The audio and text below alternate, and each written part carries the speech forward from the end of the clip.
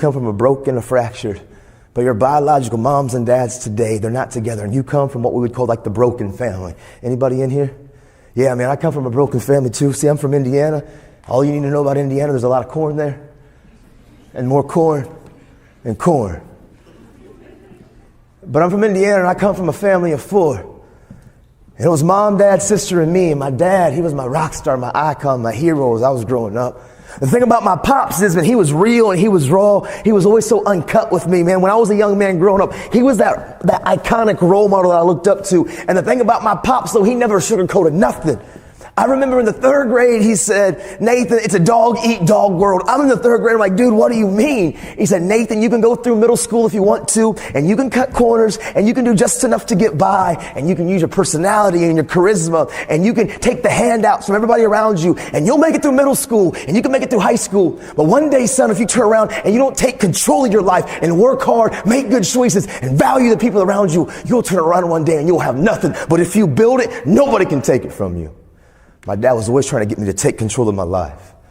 I remember as I got a little bit older, I wanted to start playing basketball going into the 7th grade.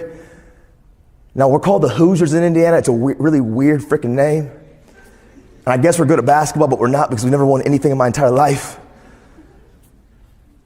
But I was like, Dad, I want to hoop. I don't know why. It was a bad choice. It's like, I'm very vertically challenged. I'm 5'7"-ish.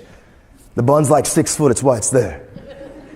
I was like, Dad, let's play ball, right? And I said, I don't come from a lot of money at all.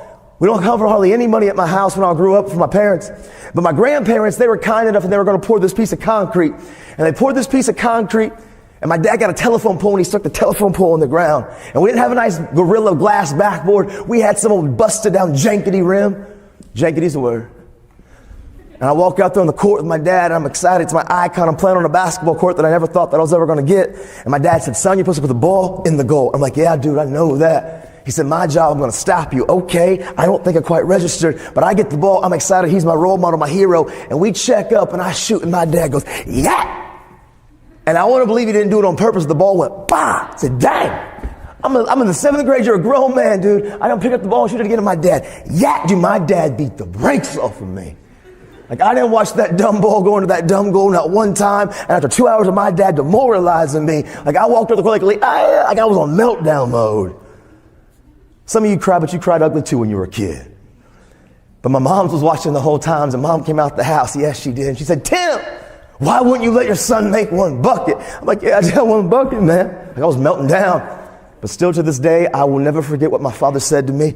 Because he looked at me with the most serious but calm tone of voice, and he looked me directly in my eyes, and he said, my son, he's never going to be the most gifted. He will never be the most talented. He will never probably be the most qualified. There will always be people in his life that are more gifted, more talented, and more qualified. But I need my son at a young age to know he doesn't need to compare himself to anybody. I don't care how gifted and talented and qualified everybody else is. Hard work works, and hard work can outwork gifted and talented and qualified people. I need my son to understand as he's chasing his dreams and his goals, there's always going to be adversity and objects and obstacles keeping him from reaching the goals in his life. I need my son to learn to see the problem, identify the problem, and solve the problem. Giving up won't be in his mouth. It doesn't matter what he has or what he doesn't have. It doesn't matter where he comes from or he doesn't come from. My son will not have I quit in his mouth.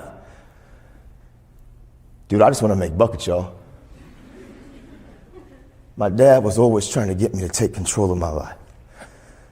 Because I want to be real. Life, growing up, life can be hell. And sometimes things happen to us that we didn't ask for, we didn't sign up for, we didn't want to have to deal with. Sometimes life brings us challenges and storms that we as young and old people alike, we've got to just deal with. But we didn't want to deal with it, but it came knocking, and now we got to figure it out. How many of you in here have had to go through a struggle, an adversity, a challenge, a loss, an abuse, something that's happened to you that you didn't want to have to deal with, but now it came knocking, and now you got to figure out what to do with it? Anybody know what I'm talking about? Yeah, man. And for me, there are things that I call moments of impact. Moments of impact are these single events that happen in our lives.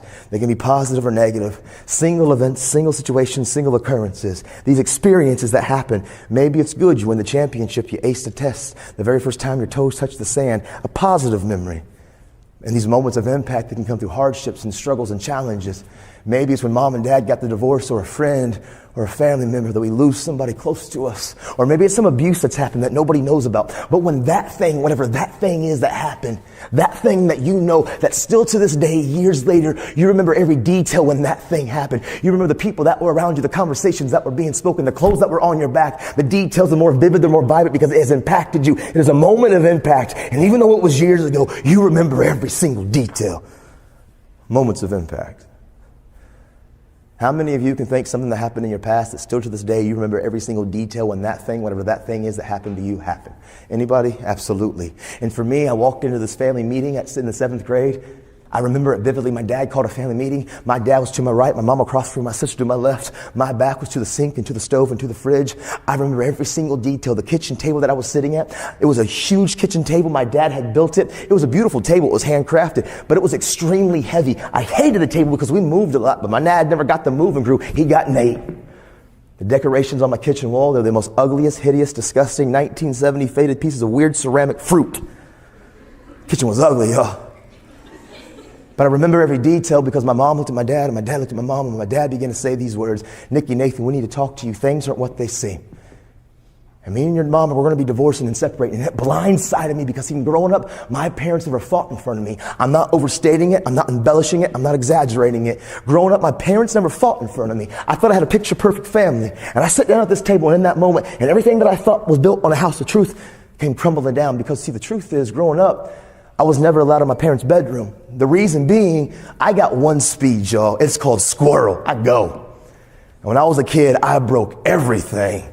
So my parents were like, "Hey, the bedroom is off limits. We have to have some kind of place where we can have peace and quiet." I get it. But when the divorce began to happen and my dad was slowly ripped out of my life, and as I began to ask questions and trying to process and figure out to navigate the storms, I began to realize that behind the bedroom door, my parents weren't who they said they were. Behind the bedroom door was where the verbal, the mental, the emotional abuse happened. And behind the bedroom doors where the drugs and the alcohol happened. And I remember when I asked and I found out the truth, I looked at my dad and I said, "I'm never going to be like you. I don't need you in my life." And he said, "Nathan, we were just trying to protect you so you can focus on school." And I understand their why. I got a baby girl that's 3 right now. My son's 7. And when me and my wife have a disagreement, we try to protect him from our kids too. I get their why. I understand. But it didn't change the fact that I felt lied to and betrayed. And I looked at my dad and I said, "I'm never going to be like you." See, the truth is, I learned to do something really well. I learned from them. And many of us all across this country, young and old alike, we've learned to do the exact same thing that I learned to do too when I was younger. I learned to do what they learned to do. I learned to put on my fake face, my fake smile, and I could walk the walk and talk the talk, and I could come to school, and everybody on the surface, it looked like Nathan was fine. Behind the fake face, behind the fake smile, behind the mask, though, I was screaming, but I was silent. Behind the fake face, behind the fake mask, I was suffering, but I was quiet. But I wore my mask and I would come to school and everybody thought that Nathan was fine and the grades were okay and I played sports and on the surface Nathan looked picture perfect. But man, when no one was around, behind the mask, I was tore up from the floor up. How many of you in here on some level, some way, somehow, does that mask, how I described it, does that resonate some way, somehow to you? Does it relate to you a little bit? Raise your hand, anybody in here? Yeah, see, for me, if I could take a picture and the picture that I took, if I could put this picture in every single one of your laps, and the picture that I took would be a description of my life, the picture that I would put in your laps, it would be a picture of me sitting on the beach with the most white, pristine sand, and the ocean waters would be crystal clear and aqua blue. The sunset would be yellow and orange. The picture would look picture perfect, but below the ocean waters was darkness and depths and predators and prey. And I was screaming, but I was silent. And I was always screaming, but I was quiet. The problem with the mask, pressure busts pipes. And if we don't deal with the hurts and the pains below the surface, that pressure will find danger, destruction, and disaster waits. And we wear the mask because we think the mask is going to keep us safe. But the mask that we wear, honestly, I've learned the hard way, the very thing that I thought was going to keep me safe from all of you, it was the very thing that could hold me hostage.